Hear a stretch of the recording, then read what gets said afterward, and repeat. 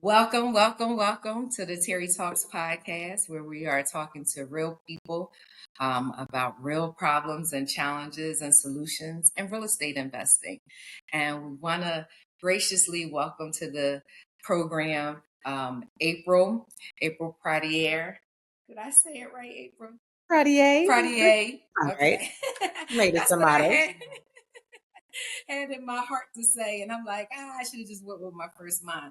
But welcome and thank you so much for graciously agreeing to come on and talk with our audience this morning or today. And I'm super excited because I know that they're going to be blessed, and I know God is going to be glorified. So it's always exciting to me to have wonderful and amazing people on who just not, can talk about it, but they are being about it. And you are most certainly one of those folks. And so thank you so much for showing up and I being appreciate that. present. Thank you. Okay, so I'm going to read a little bit just because I know a lot about you, but our audience doesn't. Okay, so April Pradier has over 18 years of extensive experience operating a diverse array of multifamily and single family residential real estate investments. Other related businesses include single family and multifamily property management under AP Corporation, a full service property management firm. That's awesome. And property development and construction under Alga Business Solutions LLC, which was formed in 2006. She has also maintained a successful career as a program project manager and head of operations for over 25 years, at one point managing a $200 million research and development program. She currently manages multiple units in Washington, D.C. and Florida markets and works closely with real estate professionals to coordinate transactions. April has a net worth over $9 million in real estate assets and has developed and sold over $10 million properties in the last 10 years. Welcome, April. Welcome, welcome, welcome. Now, what I would like for you to do is, fill in the gaps, anything else that you would want our audience to know about. Well, I guess the only gaps I could fill, because I basically have touched every strategy. I also, I mentor folks. I've done like short-term rentals. I've done, fix and flip. I've done wholesaling, although I'm not a wholesaler, but this is all about strategy. So I'm really, really big on stacking strategies and showing people how to do that, because you essentially need to let the properties speak to you. That's it. Okay, you essentially need the properties to speak to you. You cannot make a statement like that and we not unpack it. So can you unpack that? Because I know with both of us, our minds go a mile a minute. So I was getting ready to ask you to delve into something else, but I don't want to run the risk of not being able to circle back. So when you say that, what do you mean? Properties needs to So speak to you. So there are multiple strategies. Some people say 20, some people say 30. I say around 37 different strategies that you can use on any type of property. You could also use this in businesses as well, as to how you acquire them and or control them, right? So you controlling the property allows you to make moves around how you can either acquire it, buy it, sell it, flip it, whatever needs to be done for the property. So when it comes down to just to foundational, it's all about the numbers. It's all about the numbers when it comes to doing strategies for a specific property. So the first things first, as far as letting the property speak to you, is what do the numbers say? Do the numbers tell you that I want you to flip me? I want you to keep me? I want you to wholesale me? It's all contingent upon what your desire is in a spread and the scope of the project. So you really are looking at the schedule, scope, and budget for a project to allow the property to speak. And then secondarily, when you see the property, if you ever need to see the property, depending on the first step, then it may tell you something additional. You just allow the property to tell you what you need to do with it. And it should be telling you multiple things, or the property may or may not be for you. That's huge. That's really really good. Okay, so let's dial it back just a little bit. One of the things you and I have observed as real estate investing educators is that folks come in, they're ready to go, or a pair ready to go, but then they flatline. And one of the things you and I have discussed in the past is a lot of this is around mindset. So I know for me, what I've seen and sort of what I experienced when I got into the space, I was really, what I want to say, I was kind of eyes on the tip of my tongue. I was like hesitant. I was timid. I was very timid. And once I got into a groove, I kind of understood. And when I say a groove, after I started buying more than, I went from one property to two properties and then was rehabbing, obviously I got the confidence up. But one of the things that came up for me around my mindset was I thought it was for the other guys, right? I thought real Mm. estate investing was for the ultra rich. It was for the celebrities, or it was for, politicians. And so it helped me to connect with why I entered the way that I did. And as a result of me doing that, I believe is the reason I made so many mistakes. Hmm. Can you, just talk about mindset as it relates to this super lucrative space and why some folks aren't as successful as they should be? Oh, absolutely. The first things first is that it comes down to fear, right? So it's fear of the unknown for the individual, and this is why people tend to be a little timid. They get frozen deer in the headlights. They think they know what they want, but I think in the very first beginning step of mindset is that you need to first decide what is worth your time and energy. That's first. And then once you know that, then you have to say no to everything else. Mm. That is huge. Then that helps to kind of formulate the first step in mindset framework. And I can go through that if you want me just to roll right into, what Yeah, that looks like. yeah, Yeah. if you can listen, here's a plug. April is going to be one of our speakers at the Built to Last Summit, September the 27th to the 29th. And so if we're not able to capture everything here, which I'm sure we won't be able to because she's over, but not say that without you saying it, but she's in the middle of doing some major developments outside of the country. And so we won't be able to delve into everything, but as much as you can share and then leaving some for the summit so folks can jump in there. And then if you can you, after you go through that, can you give us a real life scenario where when you first started out, you if you had this, or this is what changed or shifted you from making some mistakes that you may have otherwise made? Yeah, yeah. No, I mean, I'm in Bali right now, right? And it's because of my mindset that I'm here and being very definitive about things that I want, right? In my life. So this is where, you knowing what you want, deciding where to focus your energy kind of comes from, right?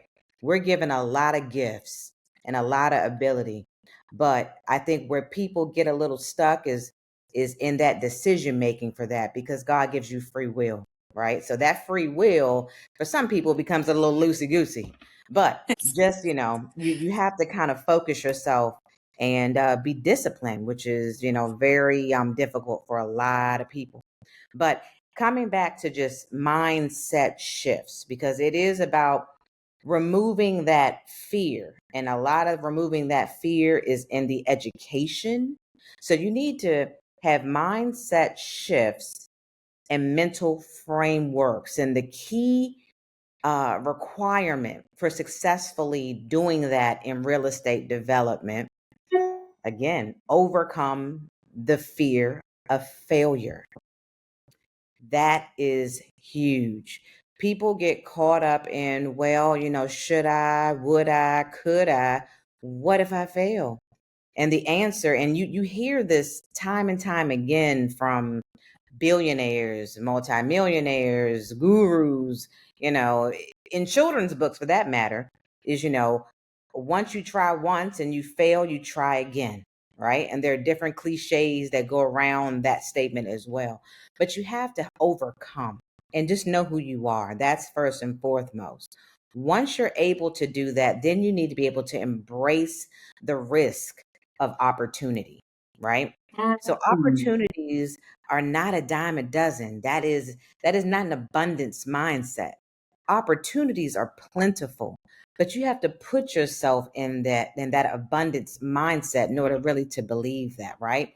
So once you're able to then embrace that risk of opportunity, now it's just time for you to have some long-term gains for yourself mentally. Develop the patience for it. I'm a very impatient person, very impatient. So, and please forgive me if I kind of jump around a little bit because that's just how my brain works. But in my impatience, it makes me what I call a jumper, right? So when I am getting ready to do a deal, and this is some real life stuff, and this is how I kind of got started. I had to, because of my impatience, I had to be a little bit impulsive. So it starts out with you getting a little bit of education from yourself that helps remove some of the fear barriers. It helps you to overcome some of the fear just with some, foundational book knowledge. But it's not until you put it into implementation that it even works or it even means anything, right? So being a jumper essentially means that if the numbers look right and foundationally this makes sense, right? Then you do it. If you have to think too long, you're definitely going to think wrong. And I'm not trying to be cliche again, but That's it's good. very, Hmm. very, it's true. It's true. When you ponder on things, this is how people get caught up in never pulling the trigger because they either like, oh, they overanalyze it to death and never actually get down to the implementation and decision making, which is around, that fear. So, develop patience for yourself, and this is for your long-term gains, right? You have to adopt that abundance mentality rather than the scarcity mentality. Okay. The mindset impacts all of your decision making, all of it. That's right. And it's through your perseverance, through these challenges that help you to be able to seize the opportunities that are not coming to you once a year or a dime a dozen, but every single day. And I'm gonna give one more analogy to that because I'm sure that everybody had those moments, whether it's with their siblings or with their cousins or with their friends. I'm almost 50 now, so I can remember being in the back of a hatchback. Back in the day when seatbelts weren't a thing, and you could lay back in the hatchback open while your parents are driving in the car. I can remember us saying, "Oh, that's my car." That's my car, right? So you see a car or you see a color or you see something, and because you see it, you now create it. You create it everywhere you go. And you keep seeing that red Corvette over and over and over again. It's not by coincidence because there is no such thing as coincidence. It is via your mindset. So why can't you do the same thing, which by the way, you can, through your abundance and the things that you want? You have to believe it. You have to say it. You have to take control because you've been given that gift. And it's just through your discernment and removing those fear barriers that allow you then to proceed. That's good. That's good. And, I'm with you. Some language I don't like to use because it's so limited. Like, I'm getting a bag. What does that mean? I'm going to go after a door. Okay. Right. What does that mean? Right. Because I truly believe the more depth you give to something, the Mm, more of it you can receive, or the mhm. more benefits you can get out of what it can afford you, right? If you Yeah. just say I'm getting a bag, to me that's just getting one deal done.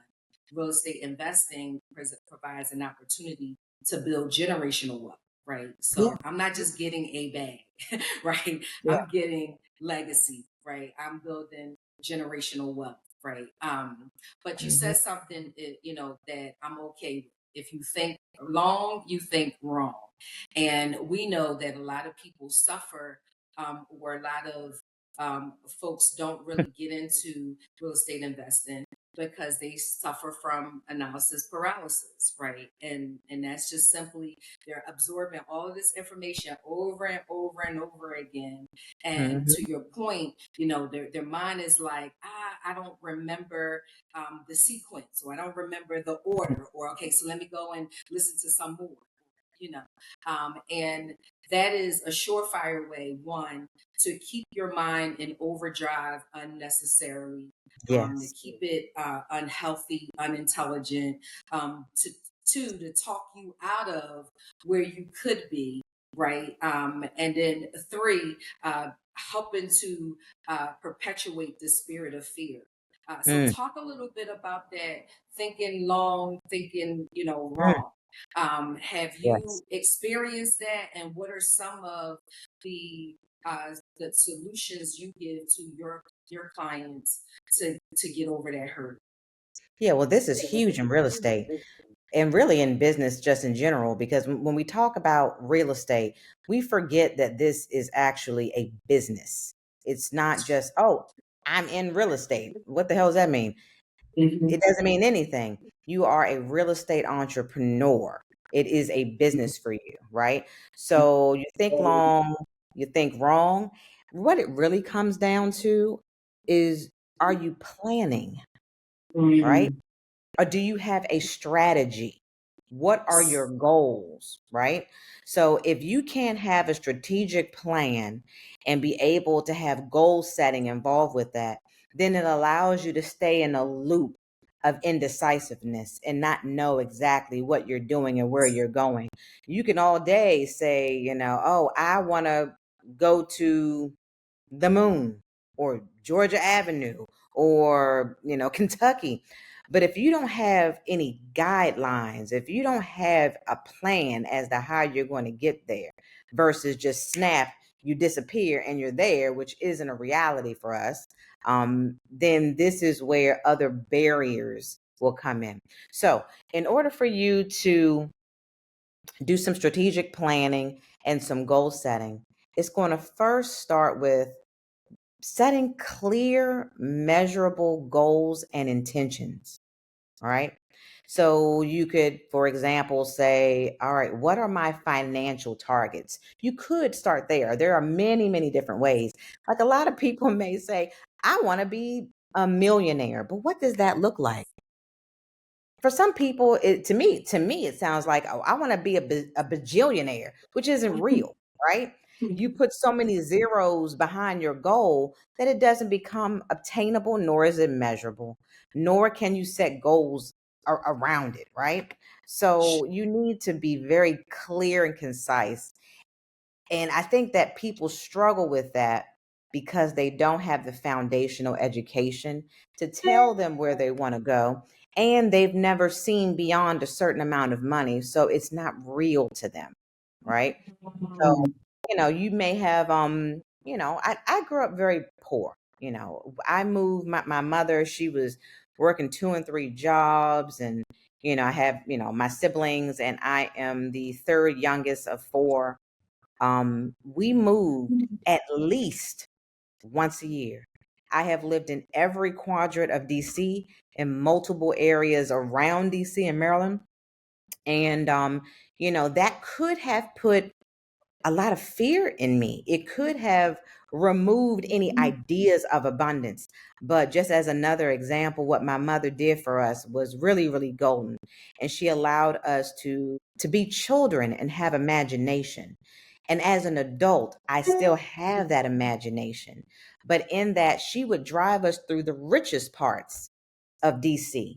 So instead of saying, oh, that's my car, we were saying, oh, that's my house. That's my house. That's my house. And we were looking at, houses that had 10 and 15 bedrooms in them, right? just mind-boggling how she did that for us, right? So, and I'm sorry, I know I'm getting a little bit off track No, here, but you're good. You know, this is, okay. and listen, for those who are listening, don't ever get tired of this, because this is the foundational Mm, parts of real estate investing. Real estate is going to be around. But here forever. is where people flatline because they don't build foundationally, they don't build soft skills, they don't build, they don't build their Hmm. mind. And we know one of my favorite books says, as a man thinketh in his heart, so is he. So you're Mm, not just going to become this billionaire if you don't first establish that in your mind, so then it can then effectuate into your behavior. It won't happen. So this is good, please. yeah, And I yeah, hope you yeah. I mean, guys are appreciating this. Thank you. and please forgive me if I look tired, honey. I just had a good massage. So as you said earlier, yeah, I'm a little bit more relaxed right now. So please forgive me if I look a little bit too relaxed. But just to kind of stay on track with what you were literally just saying, um, it also, you have to have strategy around diversification too. But that's a part of your goal setting and your planning, right? So it helps for you to be able to stay focused. You need to be focused, then have prioritization activities, and then you have to have understanding, because when you're talking about real estate specifically, the market fluctuates. And if you don't have any understanding of that in order to help you to plan and to set these goals, then you're setting yourself behind. And it goes back to some of that being impulsive versus being strategic, right? So you need to have strategy involved in any business that you do, real estate or any other, right? You want to focus and emphasize on being disciplined and adaptive to any type of environment for the long term success of it. This is not a short game, which is also another thing, I think that is a failure in people's mindsets. We are Americans, and we are used to the McDonald's mindset, right? That means, you feel like, oh, I'm hungry. I can pull up to a window. Within 30 seconds, I have a bag, right? It doesn't always happen that way. Can it? Yeah, sure, it can. But it doesn't always happen like that.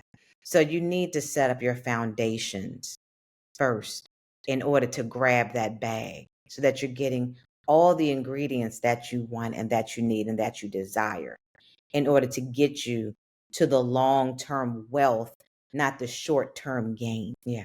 So, I mean, just in, just as I can definitely talk and talk and talk and talk about this, but just, just staying along the lines and the trajectory of, what people need to be doing, and why they go through this perpetual failure, or they feel like they're in perpetual failure, is also because once they have done the first two things, or they believe that they have, setting the mind, having a mindset framework, then, coming back and having some strategical plans and setting some goals.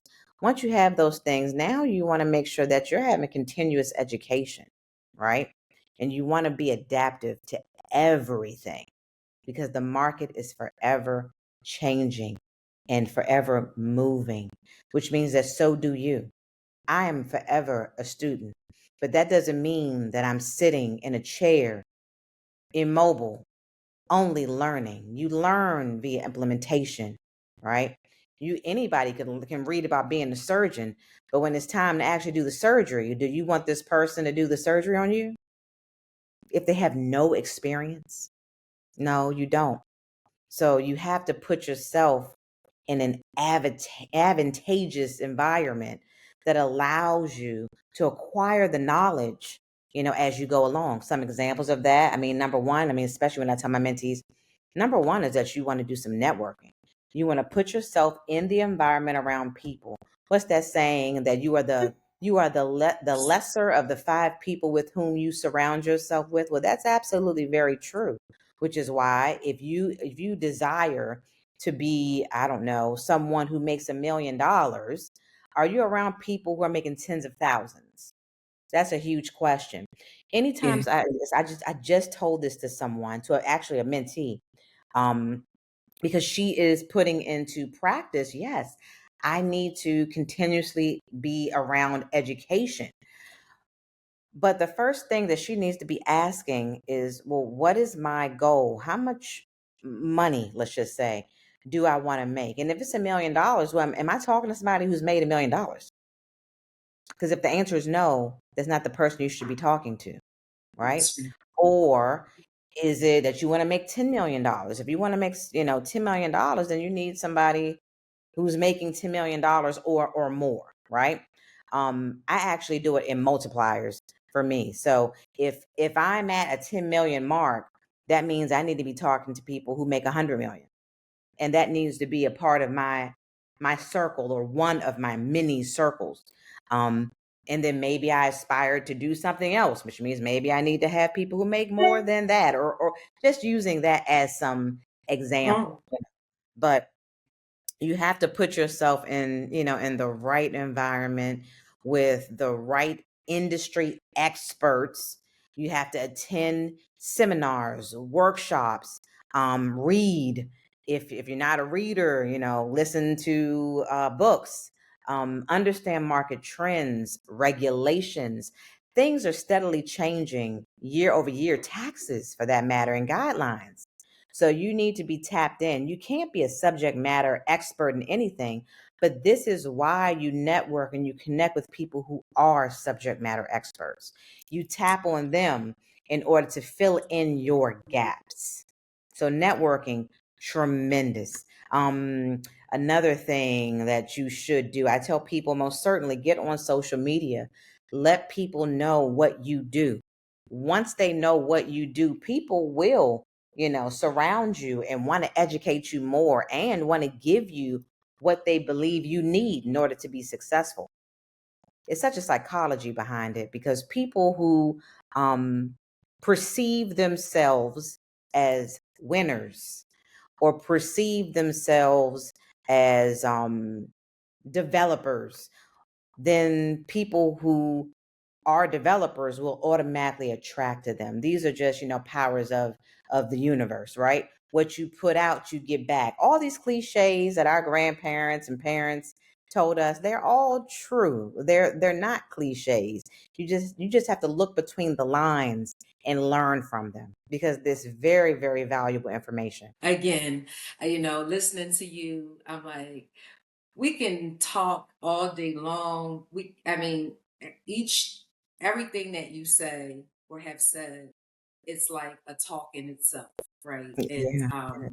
And so it is just great. It's great. I'm over here with my heart just jumping and leaping for many reasons. One, when I started shifting the way I coached real estate investing.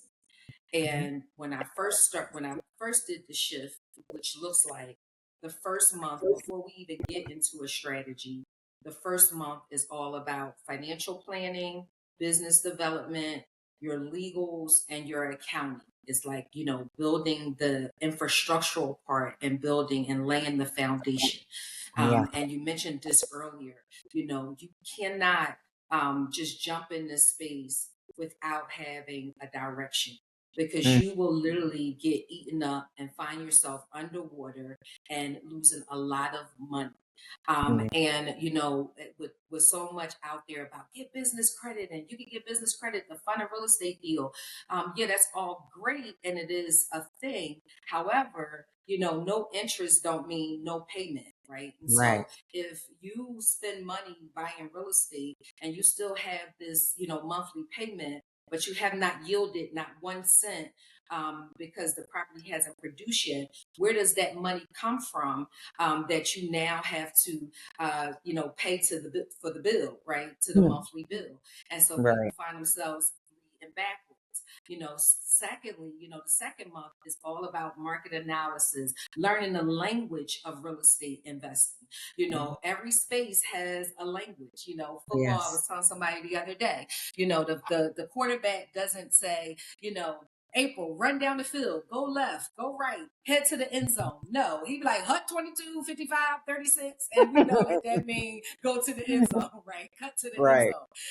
Everything has a language, and it's a key important to take time to learn that language. And that's what you were speaking about with the market analysis and just understanding various markets. When I tell people you can really invest in any market, they think that that's like impossible, but no, if you do the things that we're suggesting, is how you are able to do that.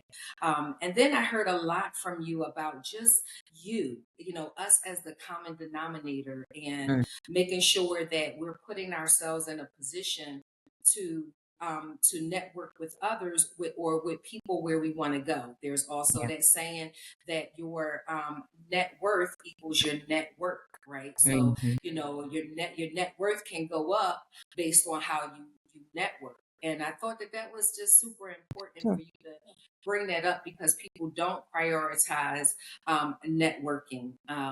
There's so much you can learn. And the idea is that why try to go it alone? That was one of my failures in the beginning, because Mm, I didn't have anyone around me. I grew up poor as well. And so I didn't have anyone to talk to about this, even in my church, about what I felt like. I started feeling like, God, I'm created for more money, more relationships, more time. It wasn't that I wasn't making money, it's that I wasn't keeping money. And mm, and then I didn't understand why I wasn't keeping money. I mean, you can probably hit on this. I'm gonna hit it and then let you take it. It all had to do with what I saw growing up and my relationship with money, but it yeah. also had to do with me not using money as a tool to make more money, leveraging it to make more money, which is where investing came. And I just, believe that real estate investing is the best vehicle in the whole wide world, for many reasons, but I won't, I won't delve into that. But you Mhm. kind of alluded to this a little bit, and I think it's worth exploring a little bit more. What you Mm, saw with your mom. Talk about how people can elevate their mind around the relationship they have with money. mm. Mm. Well, money is an energy. Mm. That's first and foremost. So I don't know. I keep hearing the echo now. All of a sudden, do you hear that? I heard it. It seemed like I think and it went we away. could just edit this out. But No, it no seemed worries. like You you you can did you keep it I was in. hearing It's fine. I was hearing you get some emails, so I don't know. It was like pinging, pinging, pinging. So I don't Oh know if yeah. that did it for a minute. Look, no. As a matter of fact, you should keep that in because it's important for people to see that business people do business. It's very important, right? So what, when you're actually doing things, I'm not even gonna say right because there is no right and there is no wrong, and that's honest. But when you're Hmm. actually doing business, honey, you need to be hearing them pings. I cut my phone off because you might hear some cha-chings, right? Because I'm I know that's right. everywhere I go. It is 9:30 here in Bali. Um, and I'm making moves and I mean I don't want to go back to what we were just talking about fully here, but just touch it again for 1 second. It's Sure. going to keep on just recycling. It really is about a mindset, right? And it doesn't matter where you started, but it does matter where you end, right? So if you had a funky relationship, let's say with money because of how you were taught, well, guess what? You grown now. So what's your excuse? You have no excuses. You have none. Doesn't matter what your mama did, what your daddy did, and what they didn't do. All of these things were valuable lessons, and you need to understand the successes and the failures. They go hand in hand, and they're very important to balance out where you're going and where you should be. So even when you do all of these things that we're talking about, you still are going to have some sense of failures. And that's great. That's amazing. But when you like get mentors or coaches, it's not about not having failure. It's about not falling hard in your failure, right? It's about understanding how to pivot, how to bounce back, how to adjust, and how to adapt. right? And this is where that relationship with money comes in, because anyone who tells you that, oh, you just got to change your mindset, now all of a sudden you have a brand new relationship with money, that is a bit asinine. It doesn't just happen like that. There's psychology behind these things. So you have to just work through whatever it is that you're going through with it, and you have to identify it first, right? And then adjust to it. But those successes and those failures together, that to me means evolution, because you're always in a continuous state of learning. And as soon as you're not learning, you're staying stagnant, this is how you get caught up in the analysis paralysis and all these other things that we were kind of discussing earlier. You were frozen for a moment. Okay. Did you finish your thought? I think so. It depends on where you thought I stopped at. I'm sorry. It's okay. You said this is how you end up in the analysis paralysis if Yeah. you don't have. Um, do you have any descriptive ways you can describe a bad relationship with money? Because sometimes people don't know what they don't know, right? I know for me, sometimes I know I'm feeling a certain way or I'm handling things a certain way, but I may not be able to, um, put my finger on a pulse. I may not be able to articulate it. And so if you can't articulate it, sometimes it's hard to address it. Is if you can't really confront it, it's kind of hard to address it. So, do you have any descriptive ways of what would be, a bad relationship with money? I mean, well, I think each individual will be able to do that for themselves. You did it for yourself earlier in the conversation in saying that you weren't able to keep money, right? So, I mean, it's basically a self-reflection at that point as to where you are and where you think you should be. Because if you're not where you think you should be, then that means that the relationship is a bit tarnished. And that goes for any relationship, right? You could be in your marriage, right, thinking that, oh, well, he doesn't buy me flowers and send me on trips or something. you know that's all that's your mindset. It has nothing to do with the reality that every night he comes home and cooks for you, that he comes home every night, right? So, this whole good, bad, it's not real. It's all about perception and how you design your reality, right? You are truly the orchestrator of your reality. So your mindset, it doesn't just go around money. It doesn't just go around, us talking about your relationship with money. It really is an energy that is fluent and that flows and that you create every day, every day. So, Okay. um, being rich does not equate to happy, right? You can be here. I mean, shit, I'm in Bali, and I had a beautiful driver today. He doesn't make much, but the gratitude that he has and the gratitude that I had for him to show me his country, it just was mind blowing. And the love and respect as we're going through different cities that this man is getting, he is in full abundance, and he might not have Mm, two pennies to rub together, mm, but he's abundant because he's abundant here, and it mhm. shines on him. It shines, and it was overflowing onto me. So it had me happy all day long, from the time I was with him to the time I left to the moment that I'm in right now. So this is not about right or wrong or bad or good. It's you identifying within yourself, what exactly do you want? And guess what? That can change every day if that's what you choose. But you need to make a decision as to what you want. Because, sometimes I feel like a nut, sometimes I don't, right?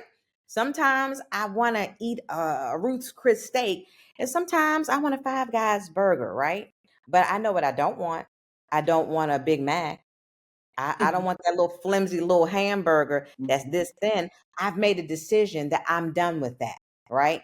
So you get stern in your decision making. And when you say no, enough is enough, then That's when you'll grow to the next level and start achieving the other things within the mindset that you've now set to achieve and to have, that then you will have it. I'm going to show you this. So this is Jeremiah 29:11, right?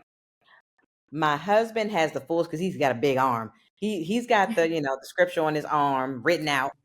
And my younger son, he has it on his inner arm. And then my older son also has it written out on his arm too. And I always paraphrase it as, what is for you is for you. What is for you is for you. I never wanted to be a billionaire when I was younger, which is why I'm not right now. I never wanted to have $100 million. And it's not because I had a bad or poor mindset. I just knew what was enough for me, and that's okay. So when I decided that, you know what, I think I want to make $10 million, guess what I did? Right? So now, now I've set new goals and I have new achievements to make.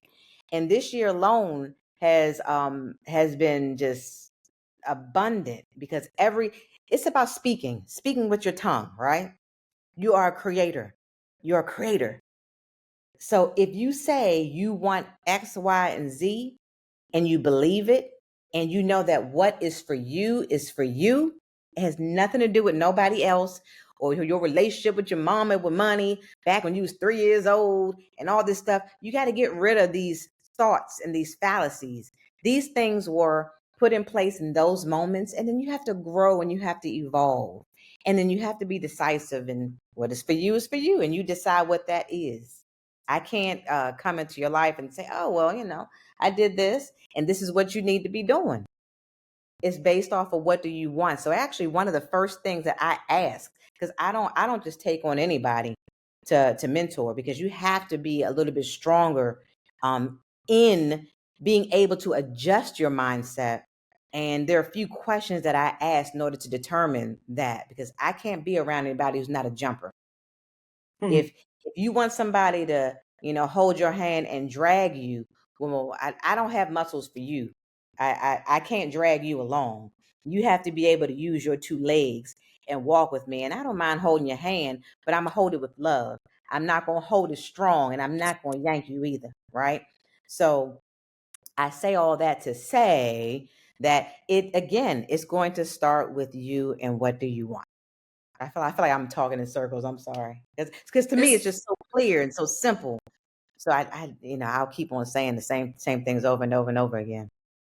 Yeah, no, so I definitely think that in order to even get perspective, you do have to have a growth mindset, right? Like if your mind is not in a prosperous mindset, which to me that equates to also being a healthy mindset, then you can't even get over to a fruitful or productive perspective, right? Mm. And we know life happens. Mhm. Things happen that sometimes will cause you to get out of the right mindset or out of the right perspective. But when you have the foundational commitment to yourself to always uh, have a growth mindset, it's easier to transition back, right? When things do come. So with that, I don't think this segment is around just realizing that we're created for more. And that's Yeah. even, in this segment, this episode, what I keep hearing is it's you're created to have a good or more in your mindset, in your thoughts, right? It's not enough to, you can do it, but then it goes back to what you said. That also speaks to what you want and what you'll actually get, right? Mm. Because out of the abundance of the heart, the mouth speaks. Out of the abundance of the mind, the mouth speaks, right? So if your mind is not growing, then what you speak is not going to be growth oriented, and then what you get is not going to be growth oriented, right? What you materialize. So, Yeah. And it definitely has its place. no, it absolutely does. You're talking about speaking. This is Genesis, right? God spoke and so it was.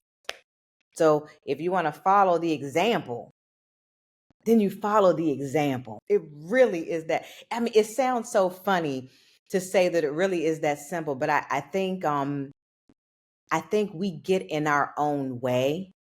We get in our own way. And you can say all day long, "Oh yeah, I know, I know." You don't know anything. It's when you say, "Okay, and I don't know anything." And then you submit to that and you submit, right? That's when the mindset changes. It's not in you being rebellious against everything and pushing back on everything. It's in the submission. It's in the submission. So then as you speak, then you create. I want a Ruth's Chris steak. Now it's 9:30 at night. It's not gonna happen. But I can get one tomorrow, right? So, you just have to, you just have to sometimes sit back, relax, reflect, perceive, set the goals, get your mind clear. Stop worrying about what happened yesterday and sit present today. Don't even worry about all this future, right? Because the future doesn't become what you think it's going to be unless you think it, unless you speak it. And so it will be, right? That's a part of the whole strategic planning. People have to sit back, relax, absorb, submit, allow things to happen as they're supposed to be, right? And you create what that's supposed to be. Okay, so that it can seem real to folks. Can you walk us through really quickly a deal that you may have done that started from, so I don't know if this is your experience, but it has been mine. There has been times where I may not have thought a deal all the way through, Mm, right? In terms of going into it. And I'm gonna just hit it real quick. So I was doing residential development, easy peasy after a while, right? That's how you get good at this, you get your reps in. And so, mhm, but I decided to switch over to a mixed use property or a CM2 and CMX2. And that's just, commercial and then residential for those who don't know. And so I thought I was just going to, if the opportunity presented itself, it was aligned with what my financial goals were for that quarter. But I just decided to jump in. And that project should have taken me about 6 months, took me about mm. 9 months. Not going to really get into it because I want you to give your story. But I'll say that to say, then there's times where I have gone into a project just with what you said. The perspective was good. I spoke over a couple of things. I knew what I wanted to, what the exit strategy was going to be. I knew who I wanted to put in the property. This was a whole, and it was easy breezy. Right. And I will say that's a testament to exactly what you're talking about as it relates to how you approach anything, but we're talking about real estate here. So, do you have any examples where you intentionally done everything that you've just presented to us, and the difference in when you've done that versus when you have not done that, and what you yielded as a result? If Well, that makes yes, I sense. mean, I have many, many examples. Um, you know where I'm going to go though? I'm going to go to a deal, which by the way, so I am in Washington, D.C. That's where I do a lot of my real estate deals. But I mean, mainly I do in luxury markets. So I'm in Palm Beach, Florida. I'm in Orlando.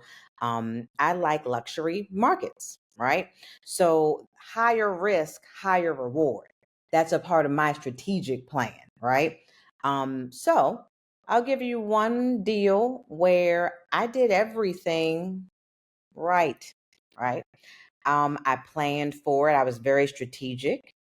And it didn't end up exactly how I wanted it to, but I had fail safes in, so I did still pretty okay, right?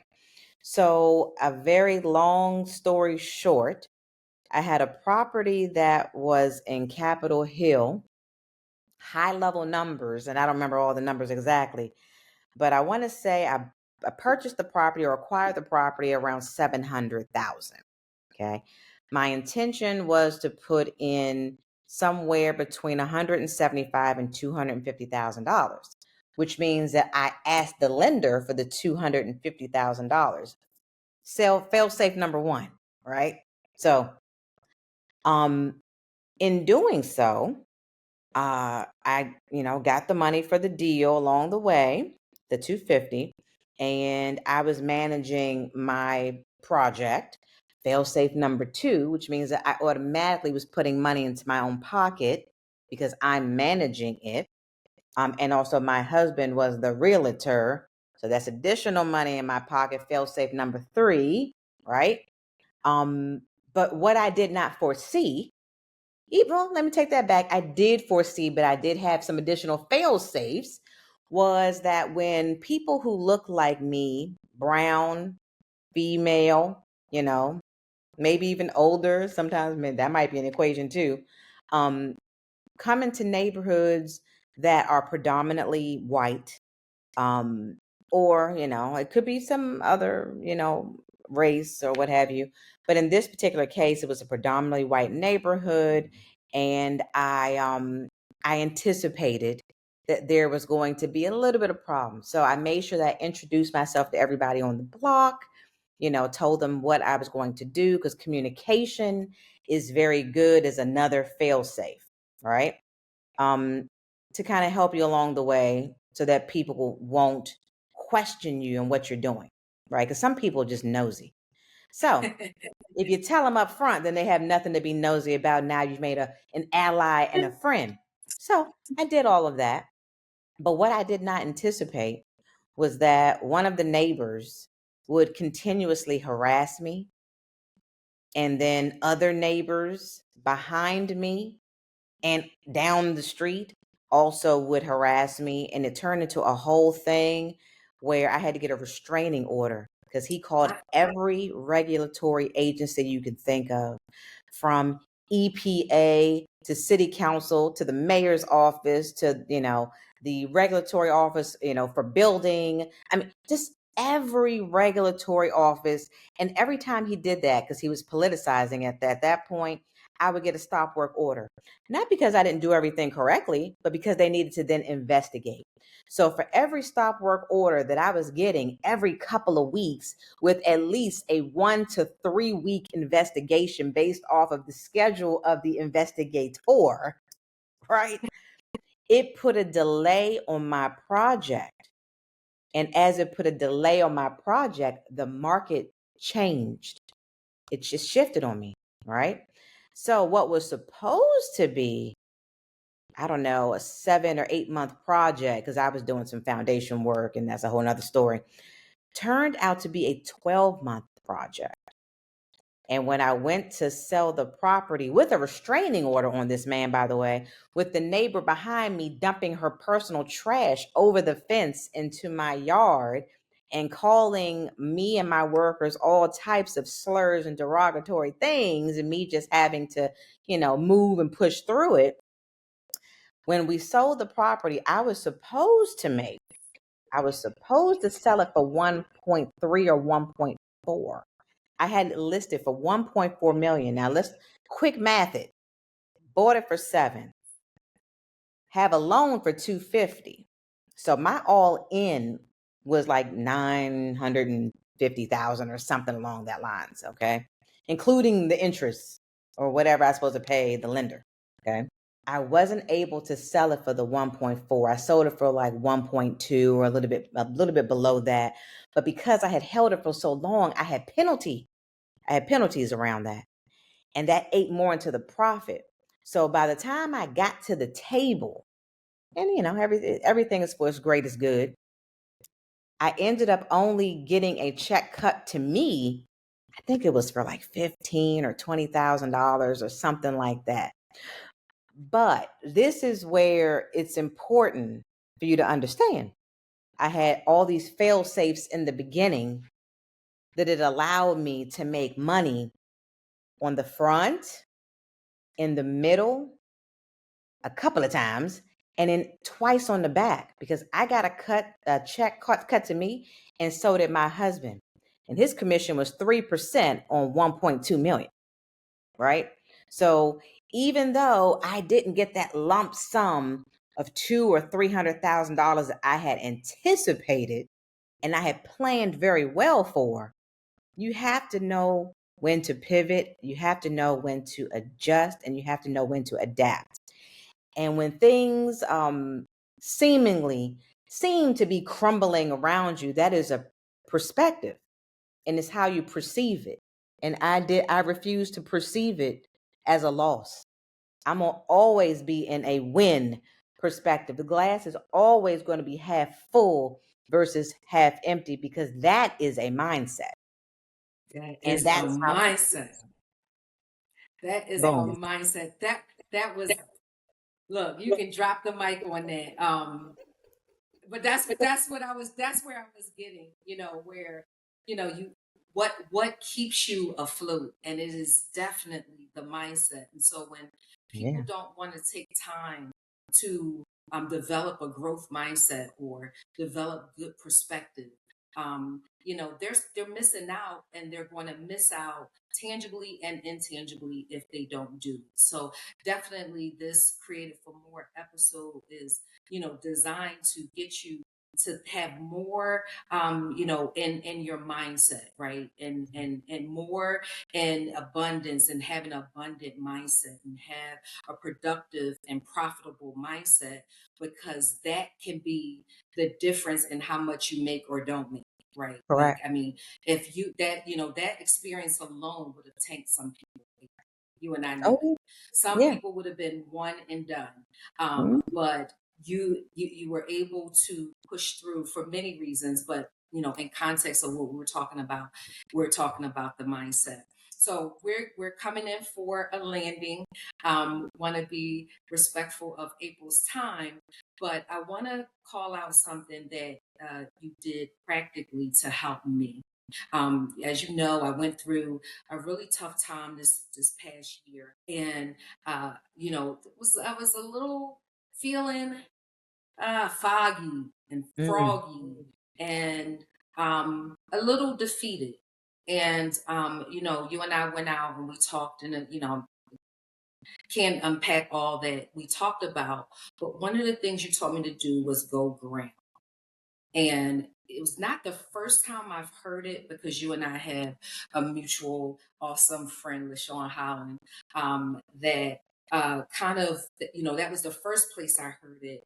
But I'm grateful, and this speaks to so much, around your network, who you're around, all of those sorts of things, because sometimes you may not get it the first time. And I think you said that earlier, which is why we need to put a premium on educating ourselves and being around folks who are experts. So the second time I heard it was when you told me to go do it. And you said, just take a couple minutes.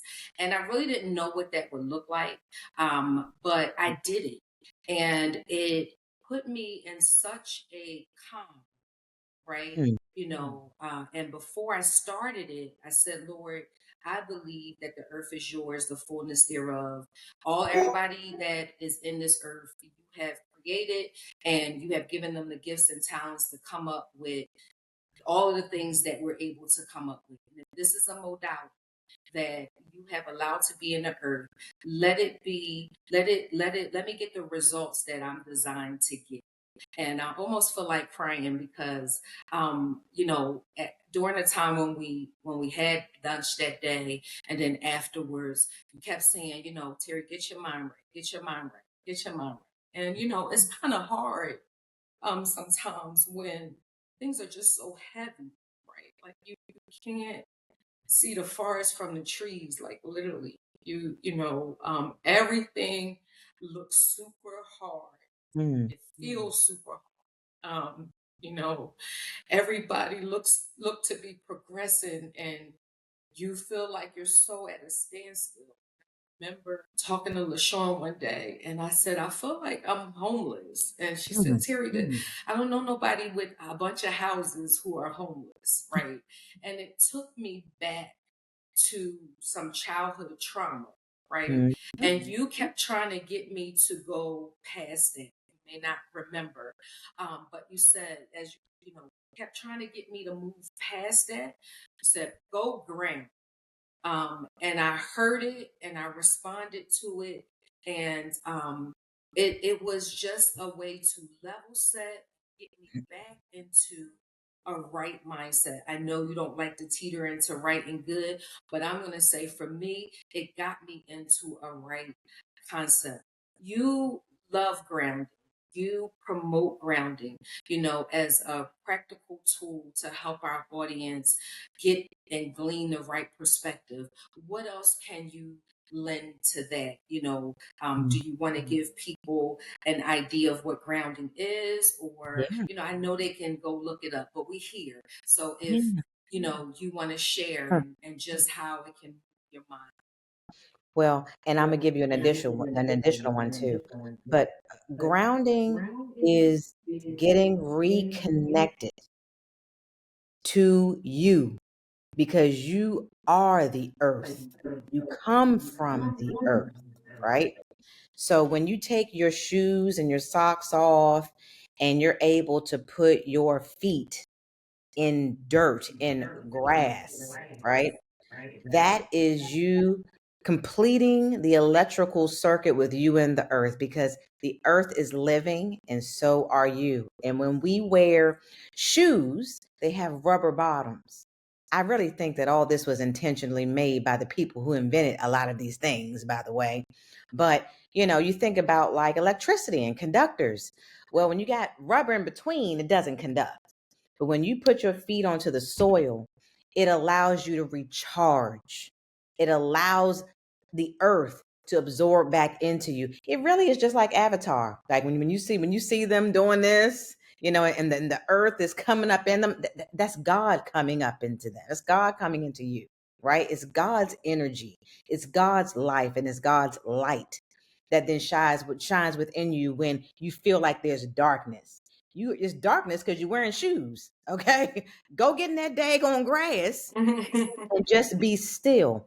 And what is so miraculous, and I don't care who it is, when you do it, and as soon as you do it, you immediately start to hear the wind, you start to see the birds and the crickets and the bees and the traffic. You are what is called present. And here, especially in the United States, we don't live in the present moment.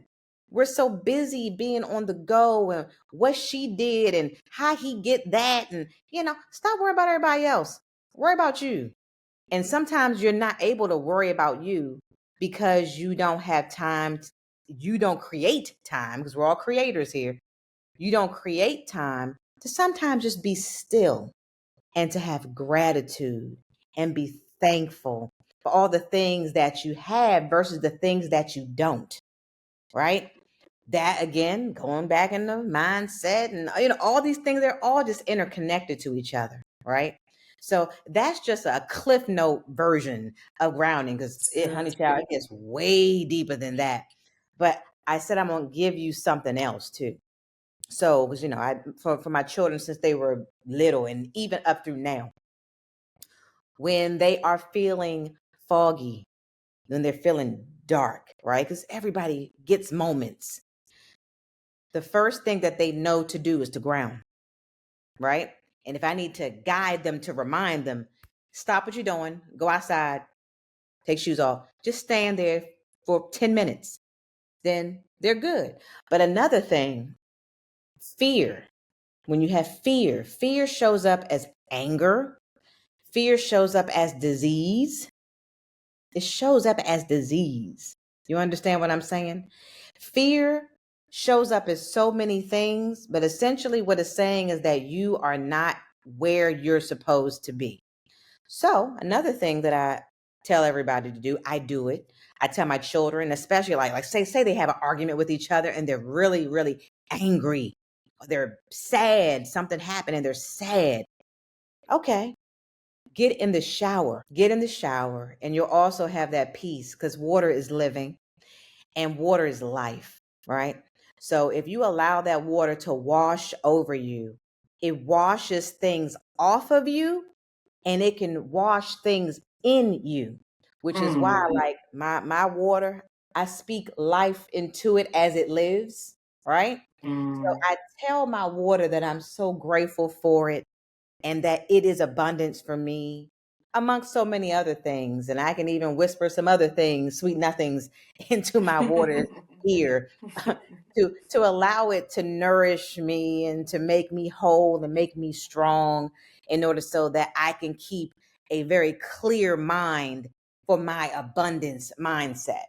So when you're Mm. also not feeling like you are happy, or that you are angry or upset, go get in the shower. Go get in the shower. Yep. Or go find a body of water and get into it. It's just so interesting because, I mean, you don't see angry people in the pool, right? I can't think of not Tradition. one time where I've gone to the beach or I've gone, to the pool, and somebody is standing there grumpy. Even if they're not doing anything, they're at peace.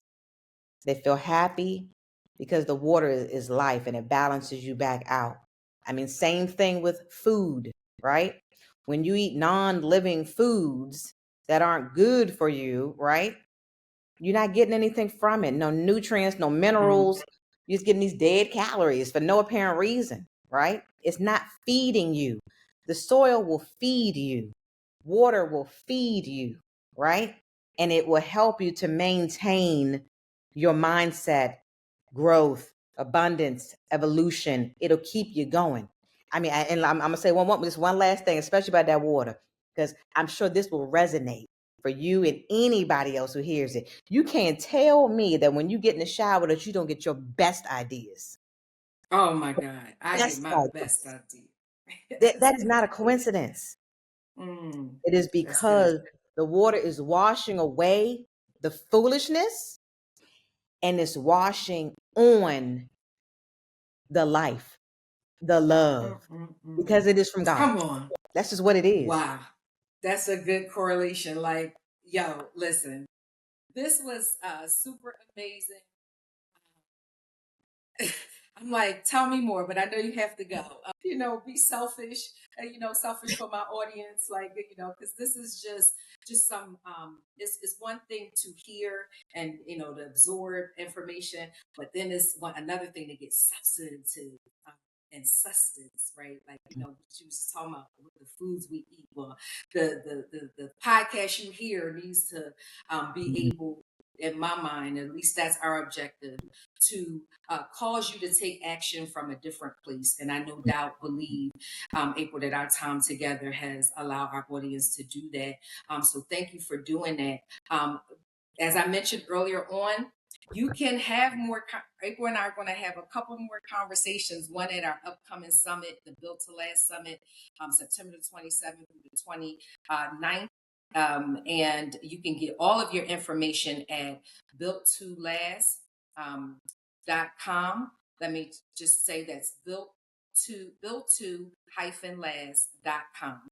And you can get your ticket there. If you're hearing this today or later on, my birthday was a couple days ago, and we're currently in a special of 50% off of all of the tickets.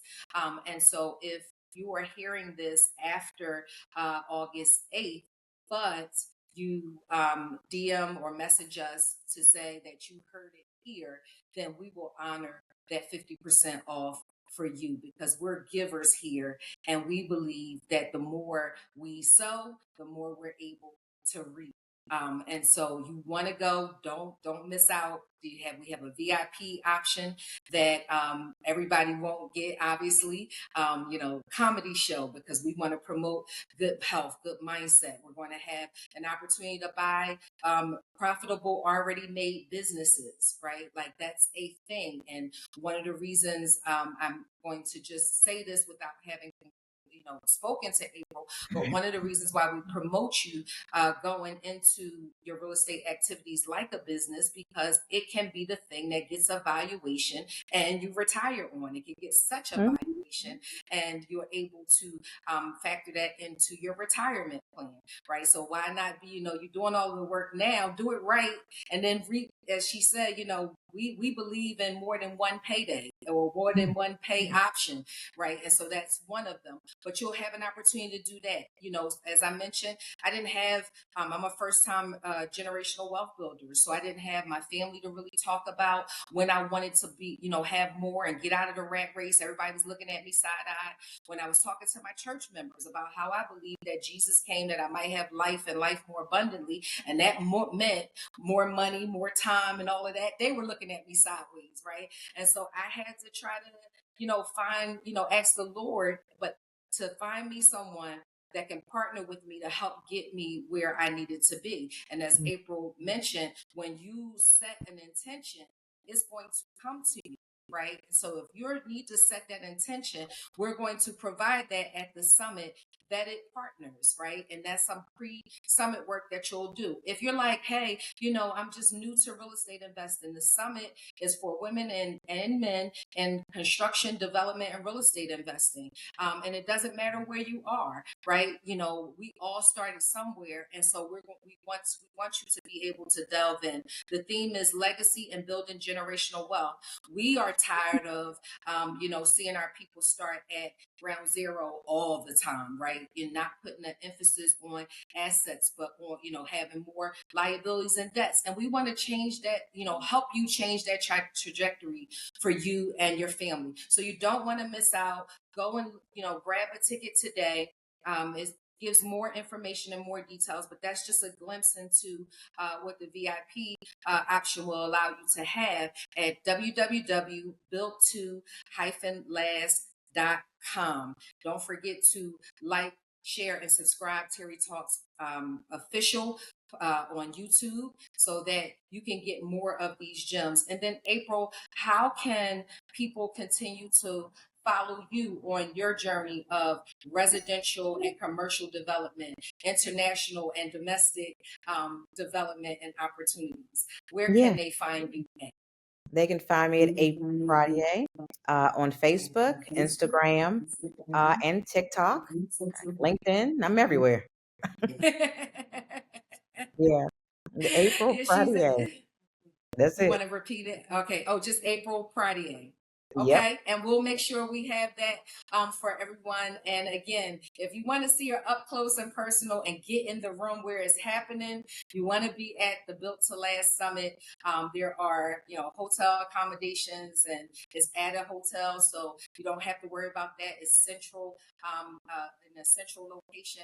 So just tap in, stay close to the fire so that if you want to take yourself from a life of struggle, strain, and survival, but get into a life of thriving and producing more for your faith, your family, your finances, your fitness, and your fun. Stick with us. Stick with this. We are the 18, right? So with that, God bless you. April, do you have any final words that you want to leave for the folks? I'll give you the last word if you like. Oh, no, no worries. I've got to plug in my computer in my suite here. Yeah, no, you should definitely come. That's it. I mean, you need to be there. You need to be in the room.